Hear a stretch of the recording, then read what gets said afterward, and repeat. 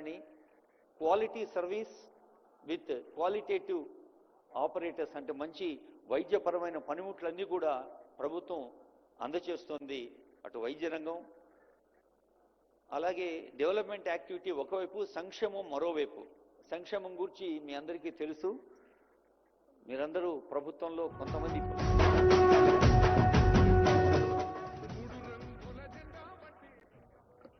అర్థమై ఉంటుంది.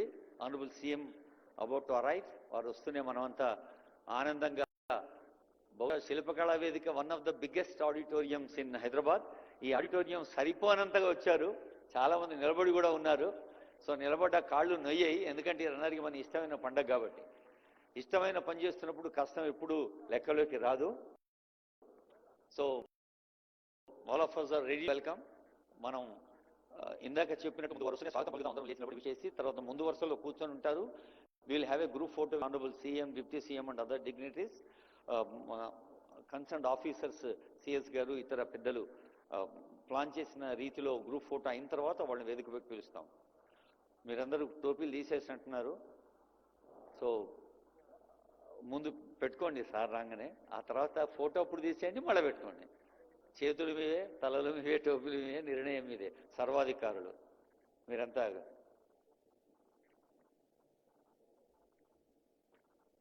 ఎందరో సీనియర్ ఆఫీసర్స్ మీ అందరినీ అంటే వారి తరువాతి జనరేషన్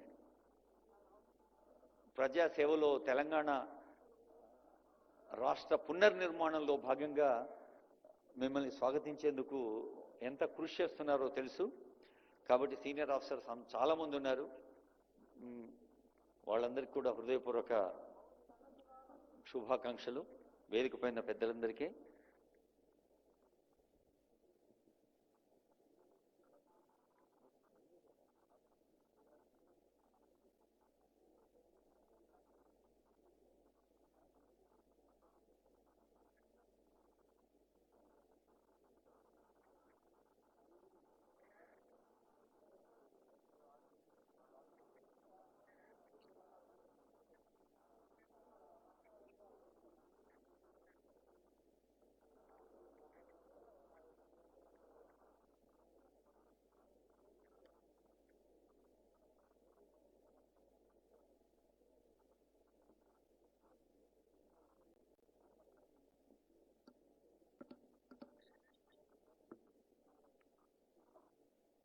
చిన్న వయసులోనే ఒక నిర్ణయాధికారులుగా పొలిటికల్ ఎగ్జిక్యూటివ్స్ పాలసీ మేకింగ్ చేస్తే శాసనసభలో, శాసన మండలిలో, పార్లమెంట్లో, ప్రజాస్వామ్య భారతంలో అత్యంత పవిత్రమైన మందిరాలు ప్రజాప్రతినిధులుండే assembly, council, parliament, Lok Sabha, Rajya Sabha ఏవైనా అంతటి పవిత్ర ప్రాంగణంలో తీసుకున్న నిర్ణయాలు ప్రజామోదంగా ప్రజలకు అందించే ఒక మాధ్యమం, సేవా మాధ్యమం సర్వీస్.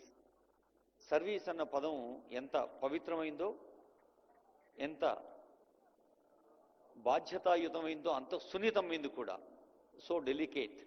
సో ఖచ్చితంగా ఏ బాధ్యత అయినా సున్నితంగానే ఉంటుంది. అది మన అమ్మను చూస్తే తెలుసుకోవచ్చు, నాన్నను చూస్తే తెలుసుకోవచ్చు. ఇళ్లలో అమ్మా నాన్న యొక్క బాధ్యత ఎంత పవిత్రమైందో, ఎంత సంక్లిష్టమైందో అంత సున్నితమైంది కూడా. పిల్లల పెంపకం right from the age of మనకు కడుపులో శిశువును మోస్తున్న తల్లి నుంచి ప్రారంభిస్తే పిల్లలు ఎదిగి సమాజానికి ఉపయోగపడే ప్రయోజకులైన పౌరులుగా సమాజానికి అందించేదాకా తల్లిదండ్రులు పడే కష్టం తెలుసు.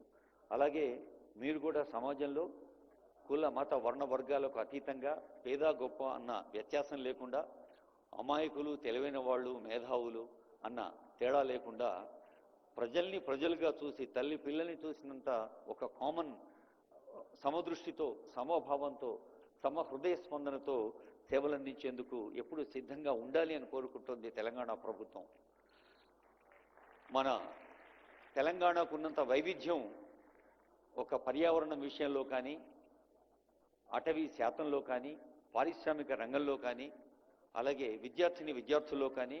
మరి ఈరోజు ఉదయమే మనం ఒక ఏటీసీస్ని ప్రజలకు అంకితం చేసిన సందర్భంలో ఆనరబుల్ సీఎం వాస్ టెల్లింగ్, తెలంగాణలో దాదాపు 4 కోట్ల మంది జనాభా ఉంటే అందులో 4వ వంతు 15 to 35 ఏజ్ గ్రూప్లో ఉన్నారు. వాళ్ళల్లో 90% ఇక్కడే ఉన్నారు, అంటే ఆ ఏజ్ గ్రూప్. సో అలాంటి చాలా డిసిసివ్ అంటే నిర్ణయాత్మకమైన యువత ఉన్నప్పుడు ఖచ్చితంగా సమాజం ఎక్కువగా ఆశిస్తుంది. ఆ ఆశలకి అనుగుణంగా మనల్ని మనం తీర్చిదిద్దుకోవాలి. వ్యక్తి స్థాయిని, కుటుంబ స్థాయిని దాటి కులము, మతము, వర్ణము, వర్గము, భాష, ప్రాంతము, దేశం అనే ఇళ్ళలు కూడా దాటి మన విశ్వకవి రవీంద్రుడు, first Nobel laureate from India, చెప్పినట్టు where the mind is without fear, where knowledge is free, into that heaven of freedom, O lord let my country awake అన్నాడు రవీంద్రుడు. ఇప్పుడు O lord let the world awake అని అనాల్సిన స్థితిలో ఉన్నాం. మరి global సిటిజన్స్గా మీరు, మీ పిల్లలు, మీ కుటుంబ సభ్యులందరూ ఇప్పుడు global citizens. Almost every family has విద్యాధికులు లేదా విద్య అర్హత తక్కువ ఉన్న, సామర్థ్యం ఎక్కువ ఉన్న వాళ్ళు కూడా ఎందరో ఉంటారు. మనకు తెలుసు, మన ఇళ్లలో ఒక చేనేత కార్మికుడిని చూసుకున్నా లేదా ఇతర వృత్తి ఉపాధుల్లో ఉన్న వాళ్ళని చూసుకున్నా హైలీ టాలెంటెడ్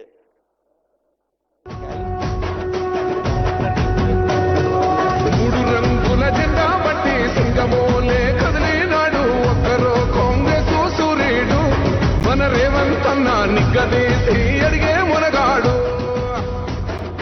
వీడు భూమిన వానైతాడు, బీద సాదల ధైర్యం వీడు, దొంగ దొరల వ్రతం పడతాడు. మన రేవంత్ అన్న పేద ఇంటికి పండుగ తెస్తాడు. సోనియమ్మ దివెనతోని రాహులన్న సైనికుడయ్యి, పెద్ద కొడుకై యుద్ధం చెయ్య సిద్ధమాయే రేవంత్ అన్న. మూడు రంగుల జెండా బట్టి సింగమోలే కదిలినాడు, ఒక్కరో కాంగ్రెస్ సూర్యుడు, మన రేవంత్ అన్న నిగ్గదీసి అడిగే మొరగాడు.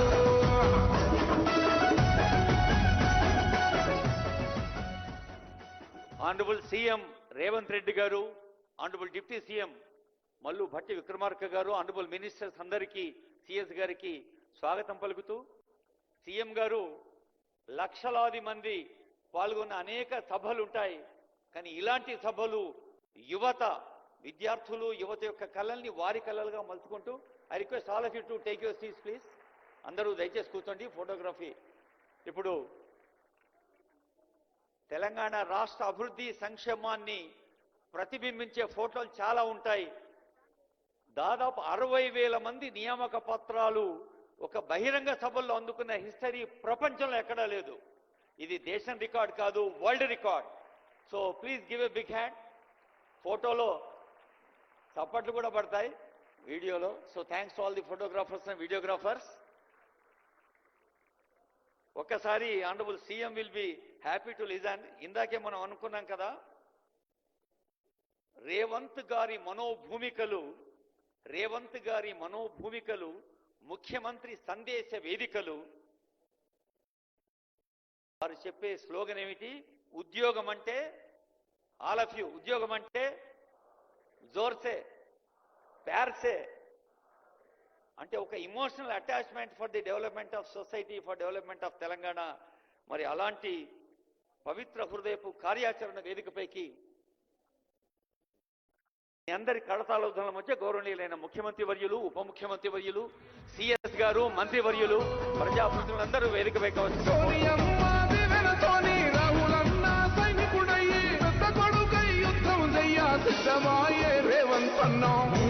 గౌరవనీయులైన సీఎం గారు, డిప్యూటీ సీఎం గారు, honourable minister, honourable advisor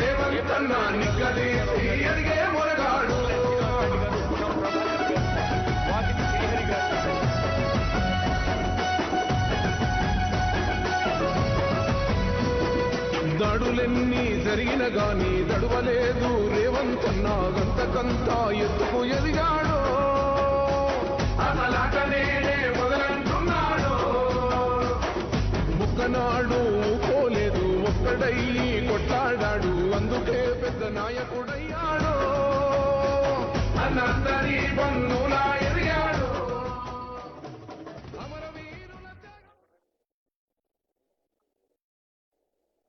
For the kind happiness of CM, Deputy CM, Ministers, this is the biggest auditorium available, sir.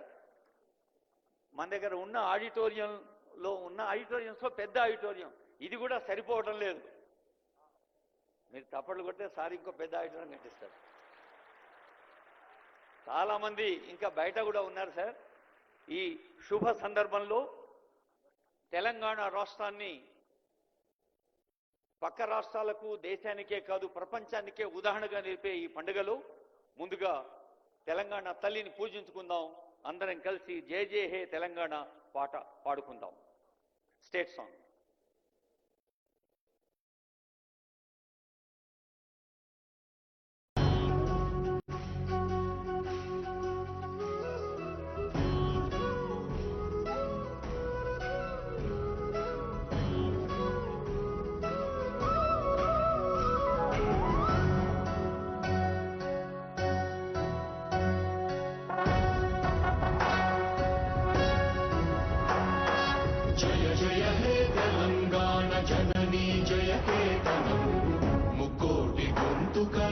ఒక్కటైన చేతనం తరతరాల చరిత గల తల్లి నీరాజనం పద పదాల నీ పిల్లలు ప్రణమిల్లిన శుభతరుణం. జై తెలంగాణ, జై జై తెలంగాణ, జై తెలంగాణ, జై జై తెలంగాణ.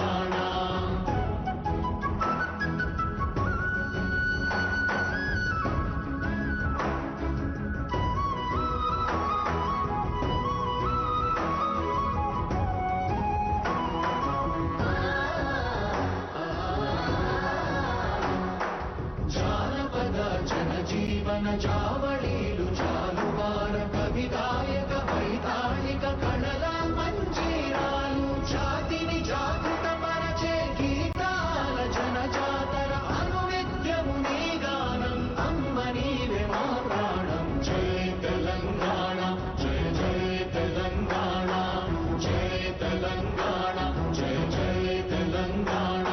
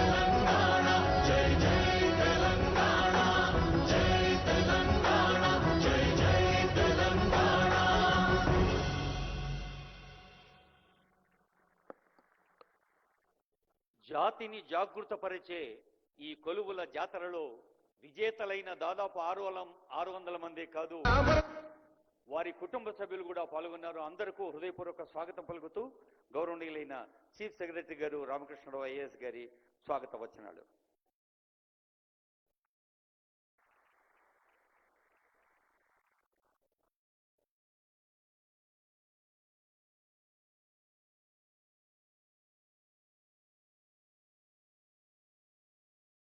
గౌరవనీయులు రాష్ట్ర ముఖ్యమంత్రి వర్యులు శ్రీ రేవంత్ రెడ్డి గారు, రాష్ట్ర ఉప ముఖ్యమంత్రి వర్యులు శ్రీ మల్లు భట్టి విక్రమార్క గారు, వేదికను అలంకరించినటువంటి రాష్ట్ర మంత్రివర్గ సభ్యులు, గౌరవ సలహాదారులు, గౌరవ అధికారులు, మరి ముఖ్యంగా ఈరోజు కన్నుల పండుగగా జరుగుతున్నటువంటి ఈ కార్యక్రమానికి విచ్చేసినటువంటి గ్రూప్ 1 విజేతలు, వారి కుటుంబ సభ్యులు,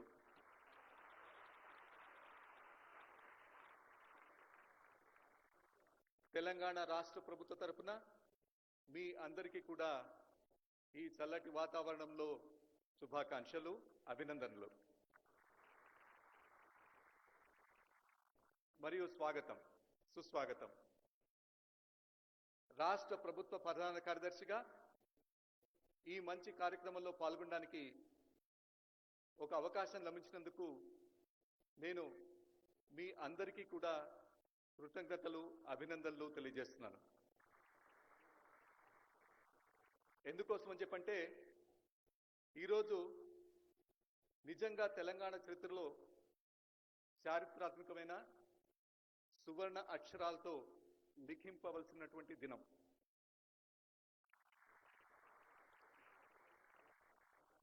నాలుగు కోట్ల తెలంగాణ ప్రజల పక్షాన వారికి అనునిత్యం వచ్చే 35 సంవత్సరాలు సేవలు అందించడానికి మీరు నియమించబడ్డారు.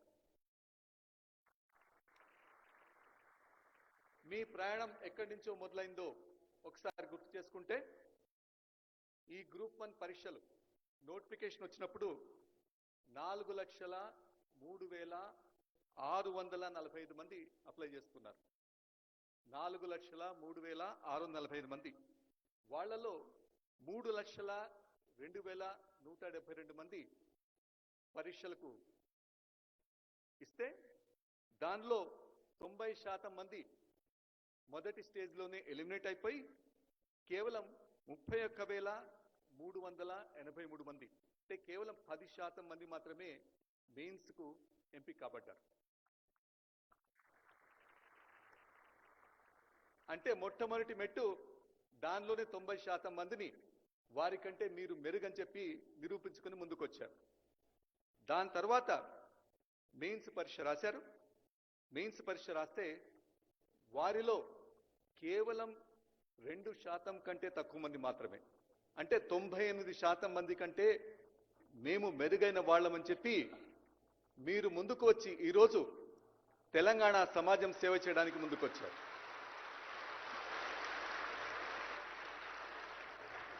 అంటే పరీక్ష రాసిన 720 మందికి గాను ఒక్కళ్ళు మాత్రమే సెలెక్ట్ అయ్యారు.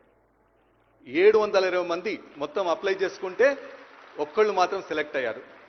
ప్రపంచంలోనే అత్యంత కఠినమైనటువంటి సెలక్షన్ ప్రొసీజర్గా మనం చెప్పుకోవచ్చు. ఎందుకోసం చెప్పంటే అదృష్టవశాత్తు నాకు ఆనాడు పివి నరసింహారావు గారు వారు పెట్టినటువంటి గురుకుల పాఠశాలలో చదువుకునేటువంటి అవకాశం లభించింది. దాని తర్వాత ఐఐటిలో చదువుకున్నాను. ప్రపంచంలోనే అత్యంత ప్రతిష్టాత్మకమైనటువంటి అమెరికన్ యూనివర్సిటీలో చదువుకున్నాను. కానీ అక్కడ కూడా అమెరికాలో కూడా ప్రతి 10 మందికి ఒక్కళ్ళకైనా సెలక్షన్ దొరుకుతుంది. కానీ ఈరోజు ఈ వేదిక మీద కూర్చున్నటువంటి ఈ 562 మంది ఎవరైతే ఉన్నారో 720 మంది పరీక్షకు అప్లై చేస్తే ఒక్కళ్ళు మాత్రం చివరికి మిగిలారు.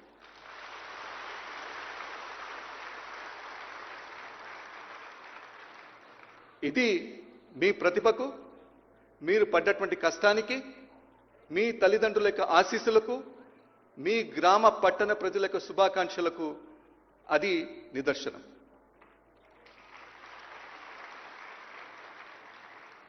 మీ అందరినీ కూడా తెలంగాణ రాష్ట్రంలో ఉన్నటువంటి 3.5 లక్షల మంది మీ కుటుంబ సభ్యులు ఎవరైతే ఉన్నారో రాష్ట్ర ప్రభుత్వంలో పనిచేస్తున్నటువంటి 3.5 లక్షల మంది కుటుంబ సభ్యుల తరపున నేను ఈరోజు మీకు ఆహ్వానాన్ని పలుకుతున్నాను. ఈరోజు మన దేశం, మన రాష్ట్రం మీ వైపు గర్వంగా చూస్తుంది. ఎందుకోసం అని చెప్పంటే భారతదేశాన్ని మీరు చూసినట్లయితే మీలాంటి వాళ్ళు, మనలాంటి వాళ్ళు అన్నో కలిసి ఎన్నో విజయాలు మనం అందుకున్నాం. గౌరవ ముఖ్యమంత్రులు, రాష్ట్ర స్థాయిలో, దేశ స్థాయిలో ప్రధానమంత్రులు, ఇతర రాజకీయ నాయకులు దశా దిశ నిర్దేశనం చేస్తే పని చేసినటువంటి సైనికులం మీరు, మేము అందరం కలిసి ఈరోజు దేశ ప్రగతిలో, రాష్ట్ర ప్రగతిలో ఎంతో కీలకమైనటువంటి పాత్ర వహించాం. కరోనా వచ్చింది, వేలాది మంది, లక్షలాది మంది చనిపోయారు. కానీ ప్రపంచమంతా కూడా ఆశ్చర్యపడే విధంగా మనం 220 కోట్ల వ్యాక్సిన్స్ భారతదేశంలో అందరికీ సకాలంలో అందేటట్లు చూసి వారి యొక్క ప్రాణాలను రక్షించాం. అంతేకాదు ప్రపంచంలోనే అందరూ ఆశ్చర్యపోయేటటువంటి విధంగా దాదాపు 97 కోట్ల మంది ఓటర్స్ మన ప్రజాతంత్రం, మన డెమోక్రసీలో ఒక జాతరలాగా జరుపుకున్నటువంటి ఎన్నికల్లో పాల్గొంటారు. అటువంటి ఏర్పాట్లన్నీ కూడా మన సజావుగా ప్రతి 5 సంవత్సరాలకు ఒకసారి ఈ యంత్రాంగమే చేస్తుంది. ఇంతే కాదు, ఆధార్ కార్యక్రమం తీసుకోండి. దాదాపు 140 కోట్ల మందికి అందరికీ ఆధార్ నంబర్స్ ఇవ్వడం, అంతేకాకుండా ఒక దేశం ఒక పన్ను విధానం అని చెప్పి జిఎస్టీ అనేటువంటి విధానాన్ని రోల్అవుట్ చేయడం, ఈ రకంగా చెప్పుకుంటూ పోతే రాష్ట్ర స్థాయిలో కావచ్చు, దేశ స్థాయిలో కావచ్చు, అమలవుతున్నటువంటి అనేక ప్రజా సంక్షేమ కార్యక్రమాల్లో మనమందరం కూడా కీలకమైనటువంటి పాత్ర వహించాం, ఇంకా ముందు కూడా వహించబోతున్నాం. మన రాష్ట్రానికి వస్తే గౌరవ ముఖ్యమంత్రి గారు రేవంత్ రెడ్డి గారు, వారి మంత్రివర్గ సభ్యులు భారతదేశం 2047 నాటికి వికసిత్ భారత్ అని చెప్పి అవుతే తెలంగాణ రాష్ట్రం రైజింగ్ తెలంగాణ లాగా తయారు కావాలని చెప్పి ఒక విజన్, ఒక దార్శనికతను మనకిచ్చారు. రైజింగ్ తెలంగాణ అంటే ఏమిటి? అది ఒక స్లోగన్ కాదు. రైజింగ్ తెలంగాణ అని చెప్పంటే భారతదేశంలో తెలంగాణ కూడా సమున్నతంగా నిలబడుతుంది. ఆర్థికంగా, సామాజికంగా, విద్యాపరంగా, సమాజపరంగా అన్ని రంగాల్లో కూడా అభివృద్ధి సాధిస్తుంది. ఇది జరగాలి అని చెప్పంటే గౌరవ ముఖ్యమంత్రి గారు, గౌరవ కేబినెట్ వీరంతా కూడా కొన్ని లక్ష్యాలు మన ముందు ఉంచారు. అవి ఏమిటని చెప్పంటే 2035 నాటికి మనం $1 ట్రిలియన్ ఆర్థిక వ్యవస్థగా రూపొందించాలి. 2047 నాటికి $3 ట్రిలియన్ ఆర్థిక వ్యవస్థగా రూపొందింపబడాలి. గౌరవ ముఖ్యమంత్రి గారు మాతో ఇప్పుడు మాట్లాడుతూ అసలు $1 ట్రిలియన్ అంటే ఒకటి తర్వాత ఎన్ని సున్నాలని మీకు తెలుసా అని చెప్పి అడుగుతుంటారు. $1 ట్రిలియన్ అని చెప్పంటే, 1 బిలియన్ అని చెప్పంటే 9 సున్నాలు, మిలియన్ అని చెప్పంటే 6 సున్నాలు, 1 ట్రిలియన్ అని చెప్పంటే 12 సున్నాలు, ఒకటి తర్వాత 12 సున్నాలు. అంటే మన ఇండియా భాషలో చెప్పాలని చెప్పంటే భారతదేశంలో మనం లక్షలు కోట్లలో మాట్లాడుతుంటాం. 1 ట్రిలియన్ అని చెప్పంటే 1,00,000 కోట్లు అన్నమాట. అంటే $1 ట్రిలియన్ ఆర్థిక వ్యవస్థ అని చెప్పంటే 1,00,000 కోట్ల ఆర్థిక వ్యవస్థ. 1,00,000 కోట్లు అని చెప్పంటే ఈరోజు మనం తీసుకున్నట్లయితే దాని $80 $1 కాబట్టి $1,00,000 కోట్ల చెప్పంటే 80 లక్షల కోట్ల రూపాయలు అవుతుంది అనమాట. కాబట్టి అంత పెద్ద ఆర్థిక వ్యవస్థను మనం నిర్మించుకోవాలి అని చెప్పంటే ఈరోజు తెలంగాణ రాష్ట్రంలో చేస్తున్నటువంటి రాష్ట్ర ప్రభుత్వం చేస్తున్న మీరంతా కూడా కలిసికట్టుగా సమిష్టిగా కృషి చేస్తే కానీ మనం దాన్ని అందుకోలేము. ఇది చేయాలని చెప్పంటే మరి దీనికి ఏమిటి గీటురాయి, దేన్ని మనం ప్రామాణికంగా తీసుకోవాలి? నేను ఇక్కడ ఒక మాట మీ అందరి ముందు చెప్తాను. ప్రజా సంక్షేమమే మన యొక్క పరమావధి. మనం చేసేటువంటి ప్రతి పనిలో కూడా దీనివల్ల ప్రజలకు మేలు జరుగుతుందా లేదా అనేటువంటి దాన్ని మాత్రం మనం గీట్రాగా పెట్టుకొని ముందుకు వెళ్ళాలి. అది ముందుకు వెళ్ళినప్పుడు మాత్రమే ఈరోజు తెలంగాణ రైజింగ్ 2047 అని చెప్పి ఏదైతే మాట్లాడుతున్నామో దాన్ని సాధించడానికి మనకు వీలవుతుంది. ఎందుకోసం చెప్పంటే ఈ రోజున తెలంగాణ ఒక $200 బిలియన్ ఆర్థిక వ్యవస్థగా ఉంది. ఇది 5 రెట్లు పెరగాలని చెప్పన్నా, 10 రెట్లు పెరగాలని చెప్పన్నా, ప్రజా సంక్షేమం, అభివృద్ధి, దీనికి గౌరవ ముఖ్యమంత్రి గారు, గౌరవ పొలిటికల్ లీడర్స్ వీరందరి యొక్క సారథ్యంలో మనం కలిసి ఒక జట్టుగా పనిచేస్తే కానీ మనం ముందుకు వెళ్ళలేం.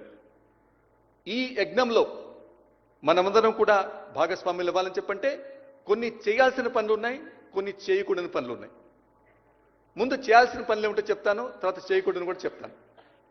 చేయాల్సిన పనులు ఏమిటని చెప్పంటే ఈరోజు మీరంతా చూస్తుంటారు, ఆర్టిఫిషియల్ ఇంటెలిజెన్స్ అని చెప్పి, బ్లాక్ సైన్స్ అని చెప్పి, క్వాంటమ్ కంప్యూటింగ్ అని చెప్పి సాంకేతికత వేగంగా మారిపోతూ వస్తుంది.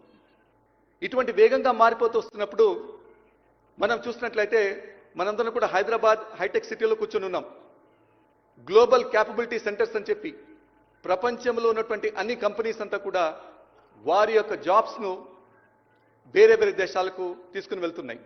ఎందుకోసం చెప్పంటే ప్రపంచానికి కావాల్సినటువంటి శక్తి, సామర్థ్యాలు, మానవ వనరులు మన దగ్గర ఉన్నాయి కాబట్టి ఈ రోజున వారందరూ కూడా మన దగ్గరికి వస్తున్నారు.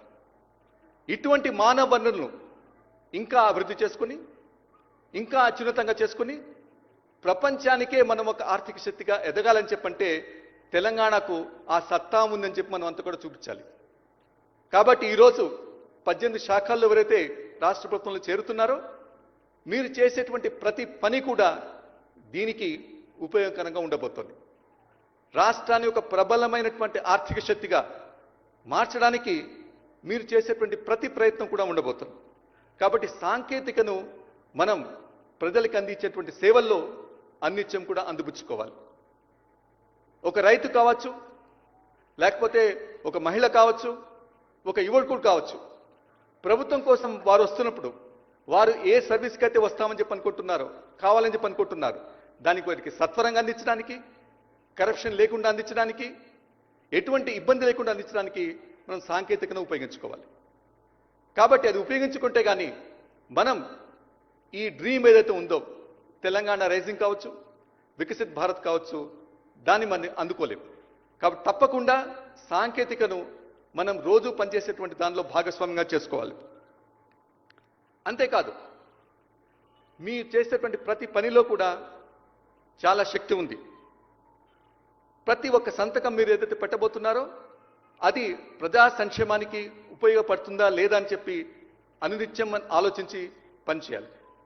ఒక రైతు కావచ్చు, ఒక కార్మికుడు కావచ్చు, ఒక మహిళ కావచ్చు, ఒక చిన్నపిల్ల కావచ్చు, ప్రతి ఒక్కళ్ళు కూడా ఈరోజు ప్రభుత్వం మీద ఆధారపడతారు. పుట్టినప్పటి నుంచి ఇచ్చేటువంటి సర్టిఫికేట్ కావచ్చు, చిన్నపిల్లలు వెళ్ళేటువంటి ఆంగన్వాడీ కార్యక్రమాలు కావచ్చు, స్కూల్స్ కావచ్చు, హాస్పిటల్స్ కావచ్చు, రెవెన్యూ డిపార్ట్మెంట్ కావచ్చు, ఏ శాఖ అయినా సరే వారు అందిస్తున్నటువంటి సేవలు ఏవైతే ఉన్నాయో సత్వరంగా అందాలని చెప్పి, తొందరగా ఇవ్వాలని చెప్పి, రెస్పెక్ట్ తోటి ఇవ్వాలని చెప్పి ప్రజలందరూ కూడా కోరుకుంటారు. కాబట్టి ఆ ప్రజా సంక్షేమం, ఆ ప్రజలకు ఇచ్చేటువంటి సేవల్ని మీరందరూ కూడా మీ ట్రైనింగ్ తర్వాత ఇవ్వడానికి సన్నిధులు కండి అని చెప్పి ఈ సందర్భంగా మీకు తెలియజేస్తున్నారు.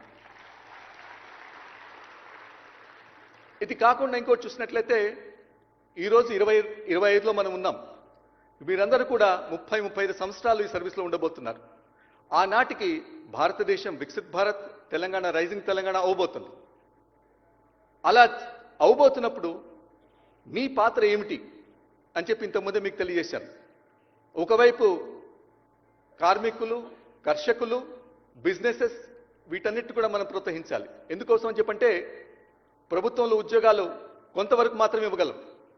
మన దేశంలో ఇప్పుడు చూసినట్లయితే తెలంగాణ రాష్ట్రంలో 15 సంవత్సరాలు నిన్నటువంటి వాళ్ళు, 15 సంవత్సరాల నుంచి 60 సంవత్సరాల మధ్య ఉన్నటువంటి వాళ్ళు 1,70,00,000 మంది ఉన్నారు. 1,70,00,000 మందిలో ప్రభుత్వంలో పనిచేయగలిగినటువంటి వారి సంఖ్య పరిమితంగానే ఉంటుంది. ఎక్కువ జాబ్స్ అనేటువంటి ప్రైవేట్ సెక్టర్లో కూడా క్రియేట్ చేయాల్సినటువంటి అవసరం ఉంది. ఎక్కువ ఉద్యోగాలు ఎప్పుడు వస్తాయని చెప్పంటే మనం ఎవరైతే ఉద్యోగాలు క్రియేట్ చేస్తారో, ప్రైవేట్ సెక్టర్లో అయితే క్రియేట్ చేయగలుగుతారో అటువంటి వారికి ఈజ్ ఆఫ్ డూయింగ్ బిజినెస్ అంటే సులభతరం చేయడం ద్వారా, ఇన్వెస్ట్మెంట్స్ అట్రాక్ట్ చేయడం ద్వారా, పట్టణీకరణ ద్వారా, మ్యానుఫ్యాక్చర్ని ఎంకరేజ్ చేయడం ద్వారా, సర్వీసెస్ని ఎంకరేజ్ చేయడం ద్వారా మంచి మంచి ఉద్యోగాలు క్రియేట్ చేయడానికి అవకాశం ఉంటుంది. దీనిలో ప్రభుత్వ అధికారులుగా మీరందరూ ఒక ప్రముఖమైనటువంటి పాత్ర వహించబోతున్నారు. ఎందుకోసం చెప్పంటే భారతదేశంలో మనందరికీ కూడా ఒక చెడ్డ పేరుంది. ఏమిటని చెప్పంటే మన దేశంలో బిజినెస్ చేయడం చాలా కష్టం అని చెప్పి అంటారు. ప్రతిదానికి ఒక పర్మిషన్ కావాలి, ఒక పర్మిట్ కావాలి, ఒక అప్రూవల్ కావాలి, ఏది చేయాలని చెప్పినా చాలా టైం పడుతుందని చెప్పంటారు. అటువంటి వాటిని దృష్టిలో పెట్టుకొని మనమందరం కూడా ఏ రకంగా దీన్ని సులభతరం చేయగలం, అప్రూవల్స్ను టెక్నాలజీ ఉపయోగించి ఏ రకంగా ఇంప్రూవ్ చేయగలం, ఒక బిజినెస్ మ్యాన్ కానీ ఒక ఎంటర్ప్రెన్యూర్ కానీ నేను ఫలానా వ్యాపారం చేయబోతున్నా అని చెప్పంటే అతనికి ఏ రకంగా మంచి అట్మాస్ఫియర్ క్రియేట్ చేయగలం, మంచి ల్యాండ్ ఇవ్వగలం, మంచి ఇన్ఫ్రాస్ట్రక్చర్ క్రియేట్ చేసి ఇవ్వగలం, ఇవన్నీ కూడా మనం నిరంతరం ఆలోచించాలి. ఆలోచించి అటువంటివి చేసినప్పుడు మాత్రమే మన రాష్ట్రం అనేటువంటి ముందుకు కానీ అభివృద్ధి చెందడానికి అవకాశం ఉంటుంది.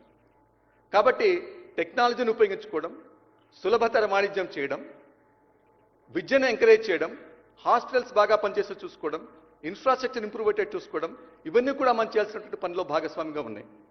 కానీ చేయకూడనటువంటివి కూడా కొన్ని ఉన్నాయి. ఏమిటని చెప్పంటే ప్రభుత్వంలో చేరగానే చాలామంది ఇన్యాక్సెసిబుల్ అయిపోతారు. అంటే ప్రజలతో మమేకం అవడానికి ముందు వెనకలాడుతుంటారు. ఎందుకోసం చెప్పంటే మనల్ని ఏమడుగుతారో, ఏం ప్రశ్నిస్తారో, మనం వీటికి ఎట్లా సమాధానం చెప్పాలని చెప్పి కొంతమంది ఇన్యాక్సెసిబుల్గా తయారవుతారు. నేను మీ అందరితో కూడా కోరేది ఏంటని చెప్పంటే మీరు ఎంతసేపు ప్రజలతో ఉంటే అంత ఎఫెక్టివ్నెస్ అనేటువంటిది మీకు ఇంప్రూవ్ అవుతుంది. ఒట్టి ఆఫీసుల్లో కూర్చొని సమీక్షలు చేస్తే మాత్రం ఎఫెక్టివ్నెస్ అంటే ఇంప్రూవ్ కాదు. గౌరవ ముఖ్యమంత్రి గారు కూడా మా అందరి పనితీరును బేరీజ్ వేసేటప్పుడు జిల్లా కలెక్టర్లు కావచ్చు, జిల్లా ఎస్పీలు కావచ్చు, ఎవరి పనితీరును బేరీజ్ వేసినప్పుడు కూడా వారు ఎంత స్థాయిగా క్షేత్రస్థాయిలో పర్యవేక్షణ చేస్తున్నారు, క్షేత్రస్థాయిలో తిరుగుతున్నారు, ప్రజలతో మమేకం అవుతున్నారనేటువంటి అంశాన్ని సునిశ్చితంగా పరిశీలించి ఎవరైతే బాగా చేస్తున్నారో వారికి మరిన్ని అవకాశాలు ఇస్తున్నారు. కాబట్టి మీరు చేయకూడనటువంటి పనులు ఏంటంటే కేవలం ఆఫీసుకు పరిమితం మాత్రమే అవ్వడం. ప్రజల్లో ఉండండి, ప్రజల్లో తిరగండి, సమస్యలు కనుక్కోండి, వాటి పరిష్కారం చేయడానికి ప్రయత్నం చేయండి. రెండవది ఏంటంటే చెప్పంటే మనం ప్రభుత్వం ప్రజలు మన మీద చాలా నమ్మకం ఉంచి చాలా అధికారాలు ఇచ్చారు. ఈ అధికారాలను మనం ఫైల్స్ను సత్వంగా క్రియేట్ చేసి సమస్యలు పరిష్కారం చేసుకోవడానికి మార్గాలు చూపిస్తాను తప్పితే ఈ రూలు ఆ రూల్ అని చెప్పి ఏదో ఒక సాకు చెప్పి తప్పించుకోవడానికి ప్రయత్నం చేయకూడదు. ఎందుకోసం అని చెప్పంటే ప్రభుత్వం రూల్స్ ప్రకారం చేయాల్సిందే, కాదని చెప్పి ఎవరు అంటడం లేదు. కానీ రూల్స్ అనేటువంటి వాటి మీద వాటి వెనకాల దాక్కొని ప్రజలకు మనం సహాయం చేయకుండా ఉండడం మాత్రం అది మాత్రం మనం చేయకూడనటువంటి పని. రూల్స్ ఉన్నటువంటివన్నీ కూడా ప్రజలకు మంచి సేవలు అందించడానికి, ప్రజలకు మనం పెట్టిన డబ్బులు టైంలో అందడానికి, సేవలు మరింత బయటపరచడానికి. కాబట్టి రూల్స్ అన్నింటినీ కూడా మీరు దానికోసం ఉపయోగించుకోవాలి తప్పితే దాన్ని వెనకాల నక్కి మన ప్రజలకు దూరంగా ఉండడానికి మాత్రం కాదు. ఫైనల్గా ఇంకొకటి ఉంది. ఇంకో విషయం ఏంటని చెప్పంటే ప్రభుత్వంలో కరప్షన్ గురించి చాలామంది మాట్లాడతారు. కాబట్టి కరప్షన్ అనేటువంటిది దాన్ని మనం తరిమి కొట్టాలని చెప్పంటే దానికి సింపుల్ 2-3 సూత్రాలు ఉన్నాయి. ఒకటేమిటని చెప్పంటే పారదర్శకత. చేసేటువంటి పనికి కొన్ని పనులు చేయగలుగుతారు, కొన్ని పనులు చేయలేరు. చేసినప్పుడు పారదర్శకంగా చేయడం, చేయలేనప్పుడు కూడా పారదర్శకంగా ఎక్స్ప్లెయిన్ చేయడం, అది కూడా చాలా ముఖ్యమైనటువంటి విషయం. రెండో విషయం ఏంటని చెప్పంటే సాంకేతికను ఉపయోగించుకోవడం. ఎందుకోసం సాంకేతికను ఉపయోగించుకుంటే కనుక ప్రతి ఒక్కరికి కూడా ఏం జరుగుతుంది, ఎలా జరుగుతుంది చాలా ఈజీగా తిరగడానికి అవకాశం ఉంటుంది. మూడో విషయం ఏంటంటే జవాబుదారీతనం ఉండడం. మనకు ప్రభుత్వం ఇస్తున్నటువంటి రెస్పాన్సిబిలిటీ, అకౌంటబిలిటీ ఏదైతే ఉందో దాని ద్వారా ప్రజలకు మెరుగైనటువంటి సేవలు అందించాలని చెప్పంటే ఈ సూత్రాలను ఉపయోగించుకుంటే కనుక మనం భారతదేశంలో అభివృద్ధి చెందినటువంటి రాష్ట్రంగా తెలంగాణ ఒక దిక్సూచిగా నిలబడడానికి మనకందరికీ కూడా అవకాశం ఉంటుంది. మీరందరూ కూడా వచ్చేటువంటి 10 సంవత్సరాలు, 15 సంవత్సరాలు, 20 సంవత్సరాలు, 30 సంవత్సరాలు పనిచేసిన తర్వాత వెనక్కు తిరిగి చూసుకుంటే నేను రాష్ట్రం అభివృద్ధి కోసం పనిచేశాను, నేను ఈ ప్రాంతాన్ని దేశంలోనే అగ్రగామిగా నిలబడడానికి పనిచేశాను అనేటువంటి ఒక భావనతో, ఒక సంతోషంతో మీరందరూ కూడా పనిచేయాలని చెప్పి మీకు పనిచేసే వారికి ప్రభుత్వం ఎల్లవెల్లలా కూడా అండదండగా ఉంటుంది. మీకు అన్ని ఏవైతే రెస్పాన్సిబిలిటీస్ ఇచ్చినప్పుడు దానికి కావాల్సిన కేపబిలిటీస్ కూడా మీకు అందడానికి శిక్షణా కార్యక్రమాలు కావచ్చు, సాంకేతిక కావచ్చు, వీటన్నిటిని కూడా అందివ్వడానికి ప్రభుత్వం ఎల్లవెల్లలా సిద్ధంగా ఉంటుంది. కాబట్టి ఇటువంటి కఠోరమైనటువంటి పరీక్షలో పాస్ అయి ఎంతో ఉత్తేజమైనటువంటి ఒక జర్నీని మొదలు పెట్టబోతున్నట్టు మీ అందరికీ కూడా తెలంగాణ రాష్ట్ర ప్రభుత్వం తరఫున ఇంకొకసారి నేను స్వాగతం పలుకుతూ ఇవి వచ్చే 35 సంవత్సరాలు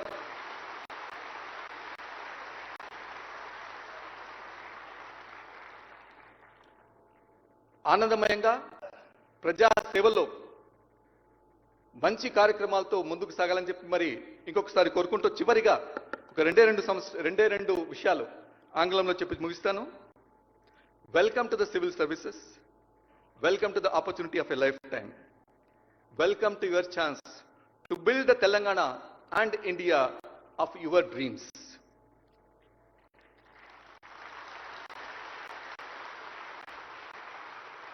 The people are watching. History is getting recorded. The future is calling. Rise to the occasion. Make us proud. Make proud of yourself, your families, and make also proud of all the 719 candidates whom you have beaten to join this service.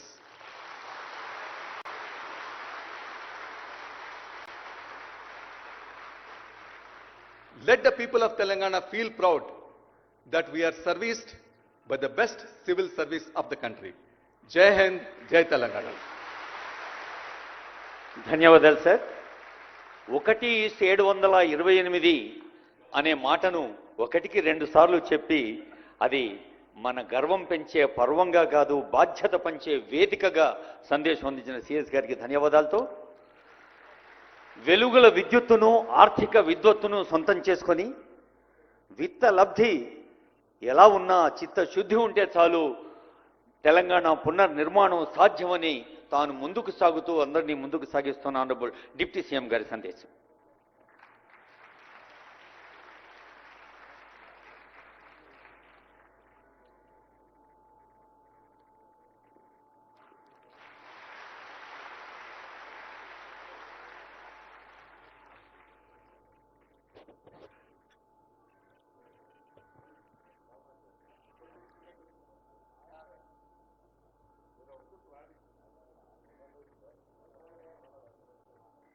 గౌరవ ముఖ్యమంత్రి గారు శ్రీ రేవంత్ రెడ్డి గారు, గౌరవ రాష్ట్ర మంత్రివర్యులు శ్రీ జూపల్లి కృష్ణారావు గారు, గౌరవ రాష్ట్ర మంత్రివర్యులు శ్రీ పొంగులేటి శ్రీనివాసరెడ్డి గారు, గౌరవ రాష్ట్ర మంత్రివర్యులు శ్రీ పొన్నం ప్రభాకర్ గారు, గౌరవ రాష్ట్ర మంత్రివర్యులు వాకిటి శ్రీహరి గారు, గౌరవ రాష్ట్ర ప్రభుత్వ సలహాదారులు పెద్దలు శ్రీ కేశవరావు గారు, గౌరవ పార్లమెంటు సభ్యులు శ్రీ బలరాం నాయక్ గారు, గౌరవ పార్లమెంటు సభ్యులు శ్రీ అనిల్ కుమార్ యాదవ్ గారు, గౌరవ రాష్ట్ర ప్రభుత్వ సలహాదారులు, గౌరవ శాసనసభ్యులు, శాసన పరిషత్ సభ్యులు, రాష్ట్ర ప్రభుత్వ ప్రధాన కార్యదర్శి, రాష్ట్ర ప్రభుత్వ డీజీపీ, అట్లాగే వేదిక మీద ఉన్నటువంటి ఇతర ప్రజాప్రతినిధులు, పెద్దలు, ముఖ్యంగా ఈ రాష్ట్ర ప్రభుత్వం నిర్వహించినటువంటి గ్రూప్ 1 పరీక్షలో ఉత్తీర్ణులై ఇవాళ నియామక పత్రాలు అందుకోబోతున్నటువంటి మీ అందరికీ, మీ కుటుంబ సభ్యులకి, రాష్ట్ర ప్రజలందరికీ కూడా ముందుగా నా హృదయపూర్వకమైనటువంటి నమస్కారాలు.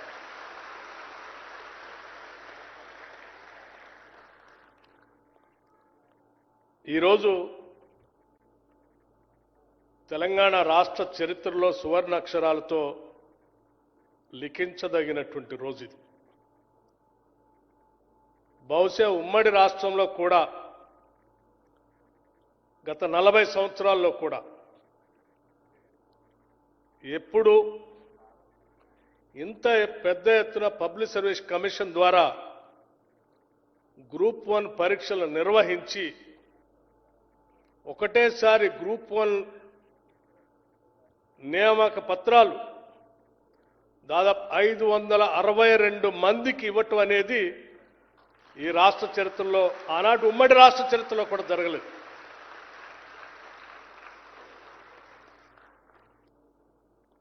ఇది చాలా గొప్ప కార్యక్రమం. ఈ ప్రత్యేక రాష్ట్రం ఏర్పడటానికి ప్రధానమైనటువంటి కారణాల్లో ఒకటి నిరుద్యోగ యువతీ యువకుల యొక్క పోరాటం, రాష్ట్ర వనరులు, రాష్ట్ర ప్రజల సంపద, ఆత్మగౌరవం, వీటితో పాటు ప్రత్యేక రాష్ట్రం ఏర్పడితే మా ఉద్యోగాలు మాకే వస్తాయని ఆనాటి యువత పెద్ద ఎత్తున చేసినటువంటి పోరాటాల ఫలితాన్ని దృష్టిలో పెట్టుకొని శ్రీమతి సోనియా గాంధీ గారు ప్రత్యేక తెలంగాణ రాష్ట్ర ఆవిర్భావాన్ని పార్లమెంటులో బలం లేకపోయినప్పటికి కూడా అన్ని రాజకీయ పార్టీలను ఒప్పించి ఈ రాష్ట్ర నిరుద్యోగ యువతీ యువకుల కలల్ని నెరవేర్చడం కోసం ఈ రాష్ట్రాన్ని ఏర్పాటు చేశారు. కానీ ఒక దశాబ్ద కాలం ఏ ఉద్యోగాల కోసం అయితే పోరాటం చేసి ఈ రాష్ట్రాన్ని తెచ్చుకున్నామో ఆ ఉద్యోగాల ప్రస్తావన లేకుండా దానికి సంబంధించిన పబ్లిక్ సర్వీస్ కమిషన్ గ్రూప్ 1 పరీక్షలు నిర్వహించకుండానే ఒక దశాబ్ద కాలం ఈ రాష్ట్రంలో ఉన్నటువంటి యువతీ యువకుల వయసు కూడా అయిపోయేటట్టుగా ఆనాటి ప్రభుత్వం గాలికి వదిలేస్తే ఆనాడు ప్రతిపక్షంలో ఉన్నటువంటి శాసనసభ్యులుగా నేను కానీ ఈనాటి ముఖ్యమంత్రి రేవంత్ రెడ్డి గారు కానీ ఈతా మంత్రిమండలి సభ్యులు కానీ 10 ఏళ్ళు నిరుద్యోగ యువతీ యువకుల పక్షాన పోరాటం చేశాం. చెప్పాం, ఉస్మానియా యూనివర్సిటీ సాక్షిగా మాట్లాడాం, చట్టసభల్లో మాట్లాడాం. దశాబ్ద కాలం అయిపోతా ఉంది, పాపం వాళ్ళ వయసు అయిపోతా ఉంది. భవిష్యత్తులో పబ్లిక్ సర్వీస్ కమిషన్ పరీక్షలు నిర్వహిస్తే కూడా ఆ పోటీలో పాల్గొనటానికి పనికొచ్చే వయసు కూడా దాటిపోతా ఉన్నారు. కనీసం కనికరం ఉండాలా. ఎవరైతే ఈ రాష్ట్రం కోసం పోరాటం చేశారో వాళ్ళ గురించి ఆలోచన చేయకుండా కేవలం మీరు మీ కుటుంబ సభ్యుల అవసరాల కోసం ఈ రాష్ట్రాన్ని తాకట్టు పెడుతున్నారు. ఇది కరెక్ట్ కాదు. పదే పదే పోరాటం చేశాం. ఈరోజు ఈ ప్రభుత్వం ఏర్పడిన తర్వాత పబ్లిక్ సర్వీస్ కమిషన్ని ప్రక్షాళన చేసి చాలా సందర్భాల్లో గౌరవ ముఖ్యమంత్రి గారు ఆర్థిక శాఖను చూస్తున్న నాతో అనేక సందర్భాలు ప్రత్యేకంగా కలిసినప్పుడు కానీ లేకపోతే ఫోన్లో మాట్లాడినప్పుడు కానీ ఈ రాష్ట్ర నిరుద్యోగ యువతీ యువకుల అవసరాలు ఉత్పన్నమైన ప్రతి సందర్భంలో కూడా అన్న ఎంత ఖర్చైనా పర్వాలేదు, పబ్లిక్ సర్వీస్ కమిషన్ని మనం ప్రక్షాళన చేస్తున్నాం, క్యాలెండర్ని ప్రకటిస్తున్నాం, వాళ్ళు ట్రాన్స్పరెంట్గా రిక్రూట్మెంట్ చేసుకోవటానికి కావలసిన నిధుల్ని ఏమాత్రం ఇబ్బంది లేకుండా రిలీజ్ చేస్తూనే పోవాల్సిందే. వాళ్ళ కోసమే అసలు ఈ రాష్ట్రం ఏర్పడింది. అశ్రద్ధ చేయొద్దని చెప్పి ఏమాత్రం రాజకీయ సంబంధమైనటువంటి దాంట్లో చొప్పించకుండా బహుశా నాకు తెలిసి పబ్లిక్ సర్వీస్ కమిషన్ని ఒక డీజీపీ స్థాయి అధికారిని నియమించి పూర్తిగా సభ్యుల్ని కూడా ట్రాన్స్పరెంట్గా నియమించి ఈ పబ్లిక్ సర్వీస్ కమిషన్ ద్వారా క్యాలెండర్ని ప్రకటించడమే కాదు, ఆ ఉద్యోగాలు కూడా ప్రిలిమినరీ ఎగ్జామ్ నుంచి మొదలు పెడితే చివరికి మీ రిజల్ట్ డిక్లేర్ అయ్యి ఈరోజు నియామక పత్రాలు ఇచ్చే ఈ రోజు వరకు కూడా నిరంతరం పర్యవేక్షణ చేస్తూ మీకోసం ఈ రాష్ట్ర ప్రభుత్వం పనిచేసిందని చెప్పడానికి సంతోషిస్తా ఉన్నాను. ఒక వ్యవసాయ కూలికి సంబంధించిన బిడ్డడు, ఒక పారిశుద్ధ కార్మికుల కుటుంబానికి సంబంధించిన పిల్లవాడు, ఒక పంచర్లు వేసుకునే కుటుంబానికి సంబంధించిన నిరుద్యోగ యువకుడు, ఇలా చెప్పుకుంటూ పోతూ ఉంటే ఈ సమాజంలో ఉన్నటువంటి అనేక మంది వాళ్ళ శ్రమ ఓర్చి రూపాయి పోగేసి బిడ్డలను చదివిస్తే అందులోంచి వచ్చినట్టు అనేక మంది ఈరోజు పబ్లిక్ సర్వీస్ కమిషన్లో గ్రూప్ 1 పరీక్షల్లో మీరు పాస్ అయ్యి రాష్ట్ర ఏలటానికి పనికొచ్చేటువంటి రాష్ట్ర ప్రభుత్వ సర్వీసులు ఇవాళ నియామక పత్రాలు పొందుతూ ఉన్నారు. అటువంటి తల్లిదండ్రులు గుండె లోతుల్లో ఉంచే ఆనందం, అటువంటి సామాజిక పరిస్థితుల్లోంచి ఇచ్చి ఈరోజు పబ్లిక్ సర్వీస్ కమిషన్ ద్వారా గ్రూప్ 1 పరీక్షలో అత్యున్నతమైనటువంటి రాష్ట్ర సర్వీస్ ఎన్నికై ఈరోజు నియామక పత్రాలు పొందుతున్నటువంటి మీ కళ్ళల్లో కనపడేటువంటి ఆనందం, మీ ఆనందాన్ని చూస్తూ సంతోషపడే మీ తల్లిదండ్రుల గుండె చప్పుళ్ళన్నింటినీ విని ఈరోజు రాష్ట్ర ప్రభుత్వం అంతా కూడా ఈ రాష్ట్ర ముఖ్యమంత్రి రేవంత్ రెడ్డి గారితో సహా ఈ క్యాబినెట్లో ఉన్నటువంటి ప్రతి మంత్రి ఈరోజు అద్భుతమైనటువంటి అనుభూతికి లోనవుతున్నామని చెప్పడానికి మాకు ఎటువంటి సందేహం లేదు. ఇదే కదా ఆనాటి యువతి యువకులు ఈ రాష్ట్ర ప్రత్యేక రాష్ట్ర ఏర్పాటు కోసం పోరాటం చేసింది. ఇటువంటి విధానం కోసమే కదా ఆనాటి యువతి యువకులు ఉరికంబాలెక్కింది, అగ్నికి ఆహుతైంది, అంతిమంగా ఈ రాష్ట్రాన్ని సాధించుకుంది. వారి లక్ష్యాలు నెరవేరుస్తున్నందుకు ఆ నెరవేర్చే క్రమంలో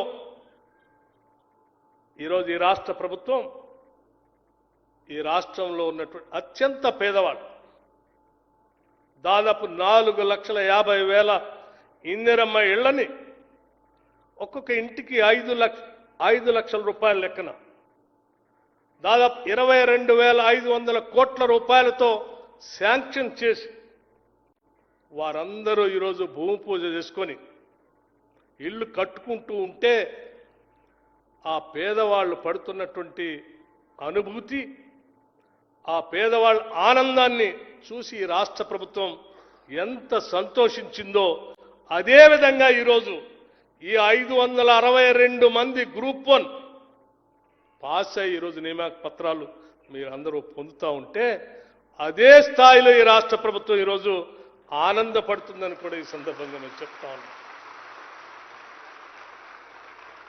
ఈ రాష్ట్ర ప్రభుత్వం ముందున్నటువంటి ఏకైక లక్ష్యం ఒకటే, ఈ రాష్ట్రాన్ని నిటారుగా ఆత్మగౌరవంతో నిలబెట్టాలని, ఈ రాష్ట్రంలో ఉన్నటువంటి నిరుద్యోగ యువతి యువకుల మేధస్సుని ఈ రాష్ట్ర అభివృద్ధికి ఉపయోగించుకోవాలని, ఈ రాష్ట్రంలో ఉన్నటువంటి వనరులన్నింటినీ కూడా ఈ రాష్ట్రంలో ఉన్నటువంటి ప్రజానీకం మొత్తానికి సమానంగా పంచబడాలని, తద్వారా ఆనాడు కోరుకున్నటువంటి కాంగ్రెస్ పార్టీ మూల సిద్ధాంతాలైనటువంటి సామాజిక న్యాయం చేయాలని, తద్వారా మాత్రమే తెలంగాణ రాష్ట్రం ఈ దేశంతో కాదు ప్రపంచంతో కూడా పోటీపడే స్థాయిలో ఈ రాష్ట్రాన్ని ముందుకు తీసుకొని పోవాలనేటువంటి సంకల్పమే ఈ రాష్ట్ర ప్రభుత్వం యొక్క సంకల్పం.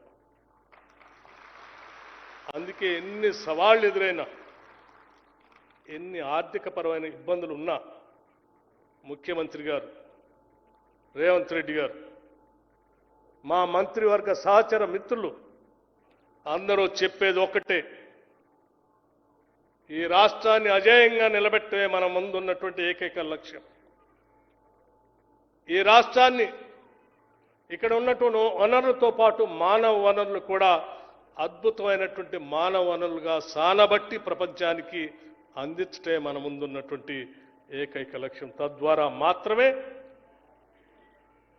ఈ రాష్ట్ర అభివృద్ధి సాధ్యమవుతుందని, విద్య ద్వారా మాత్రమే ఈ రాష్ట్రం అభివృద్ధి చెందిద్దని, విద్య ద్వారా మాత్రమే రాష్ట్రంలో ఉన్నటువంటి ప్రతి కుటుంబ సభ్యుడు ఎదగలుగుతాడని నమ్మి ఈరోజు రాష్ట్ర ప్రభుత్వం నిరుద్యోగ యువతి యువకులు ఉద్యోగ అవకాశాలు కల్పించడం ఒకటే కాదు, పుట్టిన ప్రతి బిడ్డకి చదువు చెప్పించాలి. అది కూడా ఇంటర్నేషనల్ స్టాండర్డ్స్లో young India integrated residential schools అని చెప్పి ఒక్కొక్క స్కూల్ కనీసం 25 ఎకరాల ప్రాంగణానికి తగ్గకుండా ఇంగ్లీష్ మీడియంలో ప్రతి శాసనసభ నియోజకవర్గంలో కనీసం ఒక స్కూల్ అయినా ఈ సంవత్సరం స్థాపించాలని చెప్పి ముఖ్యమంత్రి గారు వారే ప్రత్యేకంగా విద్యాశాఖను చూస్తా ఉన్నారు. It's a dream project, game changer. ఈ రాష్ట్రంలో పుట్టిన ప్రతి బిడ్డ కూడా తెలంగాణలో పుట్టడం మా అదృష్టం, ఇక్కడ మాకు కావాల్సిన సకల సదుపాయాలు విద్య నుంచి మొదలు పెడితే, వైద్యం నుంచి మొదలు పెడితే, ఆత్మగౌరవంతో మొదలు పెడితే అన్ని రకాలైనటువంటి వనరులు మాకు ఈ రాష్ట్ర ప్రభుత్వం అందిస్తుంది. ఇక్కడ పుట్టడం మా అదృష్టం అనేటువంటి ఆలోచన స్థాయికి ఎదిగేంత వరకు ఈ రాష్ట్ర ప్రభుత్వం ప్రణాళికలు తయారు చేసి ముందుకు పోతుందని మీ అందరికీ చెప్తా ఉన్నాం. మిత్రులారా, ఆలోచన చేయండి. ఇప్పుడే నాకంటే ముందు మాట్లాడినటువంటి చీఫ్ సెక్రటరీ గారు కొన్ని విషయాలు చెప్పారు. ఈరోజు కొత్త జీవితాన్ని ఈ నియామక పత్రాలతో మీరు ప్రారంభించబోతా ఉన్నారు. ఈ సమాజం, ఈ రాష్ట్ర అభివృద్ధికి రాబోయే 30-35 సంవత్సరాలు మీరు సేవ చేయడానికి కలిగేటువంటి అదృష్టం, భాగ్యం ఈరోజు రాష్ట్ర ప్రభుత్వం పబ్లిక్ సర్వీస్ కమిషన్ ద్వారా జరిపినటువంటి పోటీ పరీక్షలతో మీరు అందుకోబోతా ఉన్నారు. ఈ అందుకోబోయేటువంటి అదృష్టాన్ని ప్రజా సంక్షేమం కోసం, సామాజిక హితం కోసం, ఈ రాష్ట్ర అభివృద్ధికి అంకితం అవుదామని చెప్పి ప్రతి ఒక్కళ్ళు మనసులో అనుకొని అడుగులు ముందు వేయవలసిందిగా విజ్ఞప్తి చేస్తా ఉన్నా. మా అందరి ఆశ ఒక్కటే, నగరం అభివృద్ధి చెందుతా ఉంది, ఫ్యూచర్ సిటీ నిర్మాణం జరగబోతా ఉంది, మూసీ రిజర్వేషన్ జరగబోతా ఉంది, హైదరాబాద్ నగరం ప్రపంచానికి తలమానికంగా మారబోతా ఉంది. రైజింగ్ తెలంగాణ కేవలం ఈ దేశంలో ఉన్నటువంటి రాష్ట్రాలతో కాదు, ప్రపంచంలో అభివృద్ధి చెందినటువంటి అన్ని రాష్ట్రాలతో పోటీ పడే స్థాయిలో ఈ రాష్ట్రం ఉండాలని ఈ రాష్ట్ర ప్రభుత్వం ఆశిస్తా ఉంది. అందుకే అనేక ప్రణాళికలు తీసుకొని ఈరోజు వచ్చినటువంటి 562 మంది పబ్లిక్ సర్వీస్ కమిషన్ ద్వారా వచ్చినటువంటి గ్రూప్ 1 మీ అందరూ పొందినటువంటి విజయాలు అద్భుతమైనటువంటి విజయాలు. ఇది ఇంతటితో ఆగేది కాదు, ఇది ఆరంభం మాత్రం. ఎప్పటికీ 60,000 ఉద్యోగాలు ఇచ్చాం. భవిష్యత్తులో కూడా నిరంతరం పబ్లిక్ సర్వీస్ కమిషన్ నుంచి నోటిఫికేషన్స్ వస్తూనే ఉంటాయి, ట్రాన్స్పరెంట్గా జరుగుతూనే ఉంటాయి. పచ్చ కామెరలు ఉన్నోడికి అందరికి కూడా ప్రపంచం అంతా పచ్చగానే ఉన్నట్టు గతంలో వాళ్ళు చేసిన తప్పిదాలే ఈ రాష్ట్ర ప్రభుత్వం కూడా చేస్తుందేమో, మాలాయనే వీళ్ళు కూడా ఉన్నారేమో తప్పుడు ప్రచారం చేసినటువంటి కొద్ది మంది పెద్దలకి ఈనాడు చెంపదెబ్బ కొట్టినట్టుగా నేను పదే ఉటంకించాను.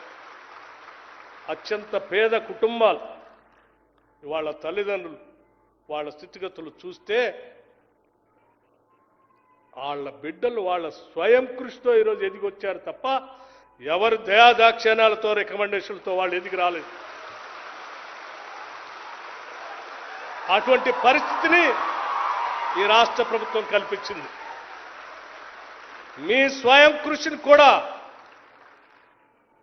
ఆనాటి పాలకులు అపహాస్యం చేయడం కోసం ప్రయత్నం చేశారు. దాన్ని తట్టుకోలేకనే ఈ ముఖ్యమంత్రి కమ్ వాట్ మే అడుగు వెనక్కి వేసేది లేదు, ఇచ్చిన మాటను తప్పేది లేదు. నిరుద్యోగ యువతీ యువకుల కోసం మనం మొదలుపెట్టినటువంటి ఈ సంకల్పం, ఈ యజ్ఞం ముందుకు నడవాల్సిందే. అనేక మంది ఈ యజ్ఞ క్రతువుని రాక్షసుల్లాగా వచ్చి విచ్ఛిన్నం చేయటం కోసం ప్రయత్నం చేస్తూనే ఉంటారు. అటువంటి వాళ్ళు తట్టుకొని కూడా ఈ నిరుద్యోగ యువతీ యువకుల విజయాన్ని మనం నిలబెట్టాల్సినటువంటి అవసరం ఉందని చెప్పి ఈరోజు రాష్ట్ర ప్రభుత్వం సంకల్పంతో అడుగు ముందుకు ఈ విజయాలన్నింటినీ అందిస్తా ఉంది. అందుకే విజయం సాధించినటువంటి లబ్ధిదారులందరికీ, అంటే విజయాన్ని సాధించినటువంటి గ్రూప్ 1 సాధించిన మీకు, మీ తల్లిదండ్రులకి అందరికి కూడా ముందుగా ఈ రాష్ట్ర ప్రభుత్వం తరఫున హృదయపూర్వకమైనటువంటి అభినందనలు తెలియజేస్తా ఉన్నాను. ఈ ప్రభుత్వ ఆలోచనల్ని, ప్రణాళికల్ని భవిష్యత్తులో మీరు ముందుకు తీసుకొని పోవాలని, మేము తీసుకునేటువంటి ప్రతి కార్యక్రమాన్ని డెలివరీ మెకానిజంలో మీరు కూడా ఈ యజ్ఞంలో ఒక భాగస్వాములు కావాలని, అంతిమంగా మీది మాది మనందరిది ఒకటే లక్ష్యం, తెలంగాణ రెపరెపలాడాలి, తెలంగాణ రైజింగ్ కావాలి. తెలంగాణ అభివృద్ధిని అడ్డుకొడుతున్నటువంటి అందరినీ పక్కా తప్పి మనం అడుగులు ముందుకేసుకుంటూ వెళ్ళాల్సింది. అదే మేమందరం కోరుకునేది. ఈ ప్రక్రియలో సహకరించినటువంటి అనేక మంది పబ్లిక్ సర్వీస్ కమిషన్ సంబంధించిన ఆ చైర్మన్ దగ్గర నుంచి మొదలుపెట్టిన సభ్యులకు కానీ, ఇతరత్ర ఉద్యోగ వ్యవస్థలకు కానీ, మీ అందరికి కానీ మరొకసారి నా హృదయపూర్వకమైనటువంటి అభినందనలు తెలియజేస్తూ ముగిస్తా ఉన్నాను. ధన్యవాదాలు. ధన్యవాదాలు sir. Down to the earth అనే మాట వింటూ ఉంటాం, కానీ ఇప్పుడు చూస్తూ ఉన్నాం. ఈరోజు ఉదయం కొండారెడ్డిపల్లెలోని ఒక యువకుడు 30 ఏళ్ల క్రితం మీలాగే విద్యార్థిగా కూర్చొని ఉన్నాడు, ఈరోజు ఒక నిర్ణయాధికారిగా ముఖ్యమంత్రిగా ఉన్నాడు అని మల్లేపల్లి ఐటీఐలో చెప్పారు.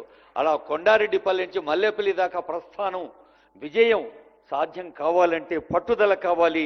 పట్టుదల ఉంటే గట్టి గోడలైనా బద్దలు కొట్టగలం. సంకల్పం ఉంటే సాధ్యం కానిది లేదు అని నిరూపిస్తూ మిమ్మల్ని కూడా అలా నిరూపిస్తూ తెలంగాణ పునర్నిర్మాణం కోసం సంకల్ప బలంతో సాగమని స్ఫూర్తిని అందించే సందేశం కోసం మీ కర్తాల ధ్వనుల మధ్య ఆహ్వానిద్దాం. ఆనరబుల్ సీఎం గారి సందేశం. ధైర్యం వీడు దొంగ దొరల వ్రతం పడతాడు. మన రేవంతన్న పేద ఇంటికి పండుగ తెస్తాడు. సోనియమ్మ దివెనతోని రాహులన్న సైనికుడయ్యి పెద్ద కొడుకై యుద్ధం చెయ్య సిద్ధమాయే రేవంతన్న. 3 రంగుల జెండా బట్టి సింగమూలే కదిలినాడు. ఒక్కరు కాంగ్రెస్ సూర్యుడు మన రేవంతన్న నిక్కదీసి అడిగే మొరగాడు.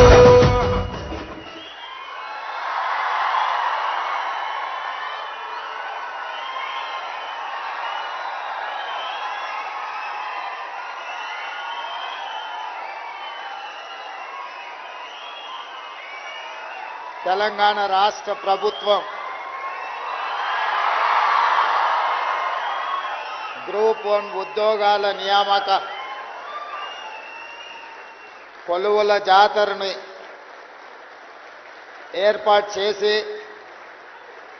ఈ కార్యక్రమంలో నాతో పాటు ఉప ముఖ్యమంత్రి వర్యులు బట్టి విక్రమార్క గారు, రెవెన్యూ శాఖ మంత్రివర్యులు మిత్రులు పొంగులేటి శ్రీనివాసరెడ్డి గారు, హైదరాబాద్ ఇన్ఛార్జ్ మంత్రివర్యులు మిత్రులు పొన్నం ప్రభాకర్ గారు, సహచర మంత్రివర్గ సభ్యులు జూపల్లి కృష్ణారావు గారు,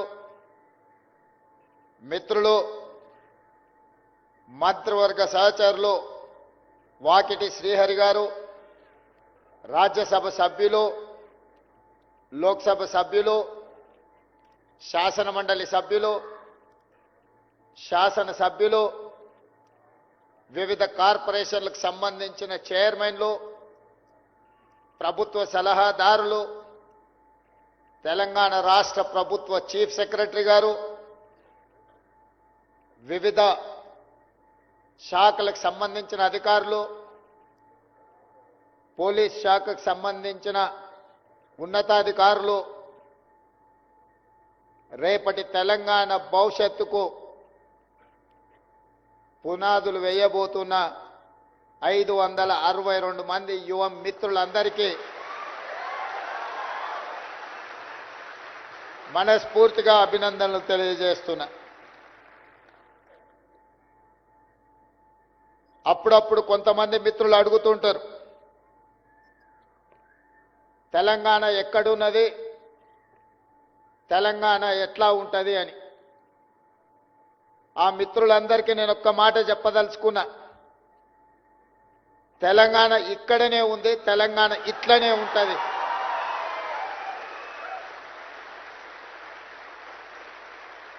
ఇది తెలంగాణ స్ఫూర్తి, ఇది తెలంగాణ చైతన్యం, ఇది తెలంగాణ భవిష్యత్తు. మిమ్మల్ని ఉద్దేశించి 4 మాటలు మాట్లాడాలనుకున్నప్పుడు మా అధికారులు నా ముందల 10 పేజీల ఒక నోట్ తీసుకొచ్చి పెట్టాను. అది చదవడం ద్వారా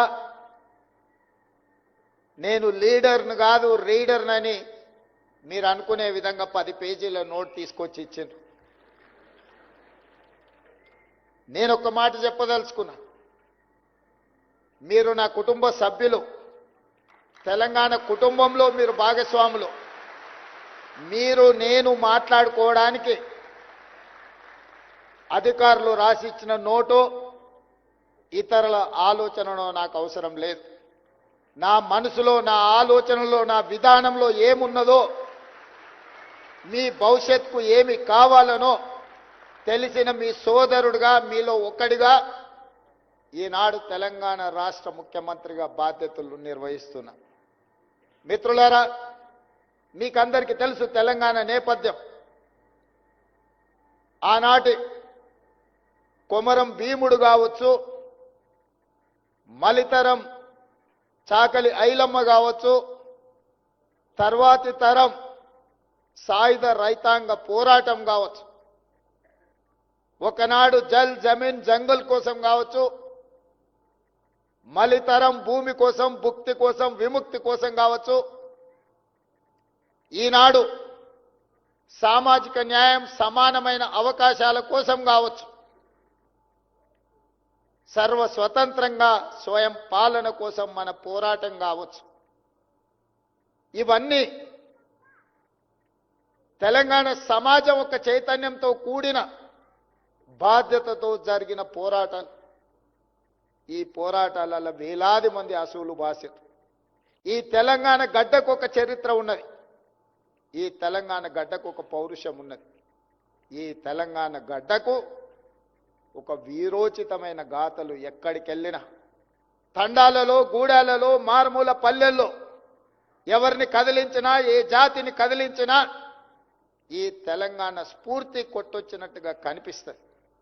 కానీ కొంతమంది వాళ్ళ ఆలోచనలో, వాళ్ళ భావ దారిద్ర్యమో, వాళ్ళ అవగాహన లోపమో, ఒక కుటుంబం కోసమో, ఒక రాజకీయ పార్టీ కోసమో తరతరాలుగా 6 దశాబ్దాలు కొట్లాడి సాధించుకున్న తెలంగాణ ఒక కుటుంబం లేకపోతే ఒక రాజకీయ పార్టీ ప్రయోజనం కోసమని వాళ్ళు భ్రమలు చెందడం మనందరం కళ్ళతో చూసినాం.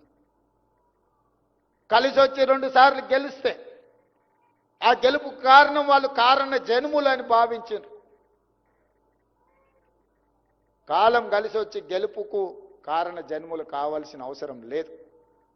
కొన్నిసార్లు భావోద్వేగానికి లోనైన మా యువత మంచి జరుగుతుంది, మా అవకాశాలు మెరుగవుతాయి, మేము ఆశించిన ఫలితాల కోసం ఈ ప్రభుత్వాలు పనిచేస్తాయని చెప్పి ఒక నమ్మకం, విశ్వాసంతో వాళ్ళకు బాధ్యతను అప్పచెప్పితే విశ్వాసఘాతకులుగా మారి మీకు అన్యాయం చేసి నమ్మక ద్రోహులుగా ఈ చరిత్రలో నిలిచిపోయినరు, కాలగర్భంలో కలిసిపోతారని చెప్పి